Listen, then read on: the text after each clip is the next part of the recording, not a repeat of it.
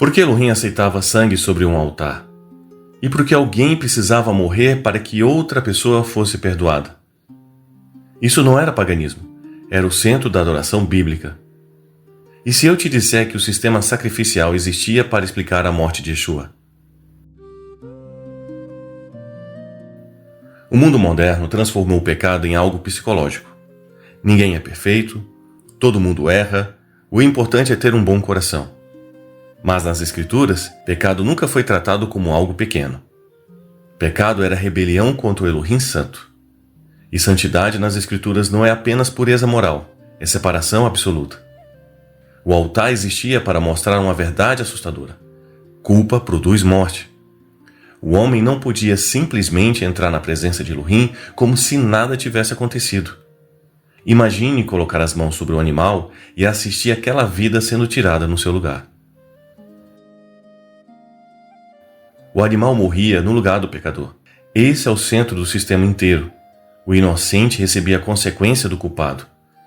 E perceba o seguinte, o animal precisava ser sem defeito. Elohim estava ensinando algo desde o princípio. Aquilo que é impuro não pode remover culpa. E antes do sacrifício, a pessoa colocava as mãos sobre o animal. Culpa transferida, julgamento transferido. O sangue era derramado porque nas Escrituras, sangue representa vida. A mensagem era brutalmente clara. O pecado custa vida. Mas aqui está a parte mais impressionante. O sistema sacrificial não era o destino final. Era um mapa apontando para o Messias. Quando João Batista vê Yeshua, ele diz: "Eis o Cordeiro de Elohim que tira o pecado do mundo." Aquela frase carregava séculos de sangue, altar e expiação. João estava dizendo: o Cordeiro da Pêssar, o sangue nos umbrais, o altar, tudo anunciava a mesma coisa. O Messias viria como substituto. Nada disso era aleatório. Era Elohim ensinando, através de símbolos, o que aconteceria com o Messias. O profeta Isaías declara: "Como o cordeiro foi levado ao matadouro." Não era coincidência, era continuidade. Muitas pessoas enxergam a crucificação apenas como um sofrimento físico, mas a cruz era mais do que dor, era substituição.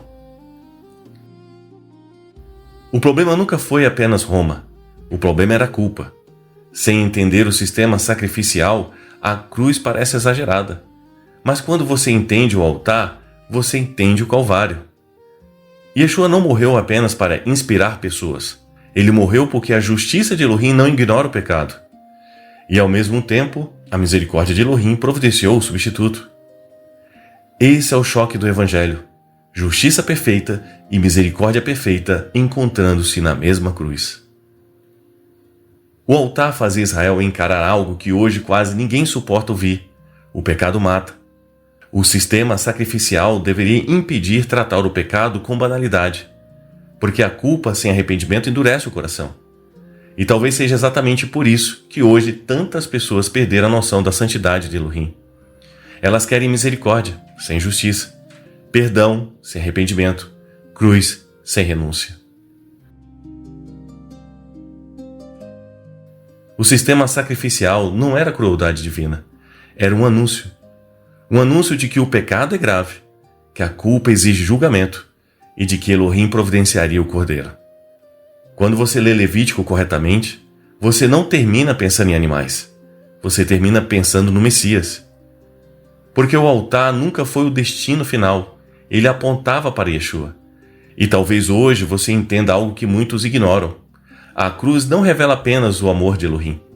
A cruz revela algo que o mundo moderno odeia admitir. O pecado exige morte. E foi exatamente por isso que o Cordeiro veio. Shalom e até o próximo vídeo.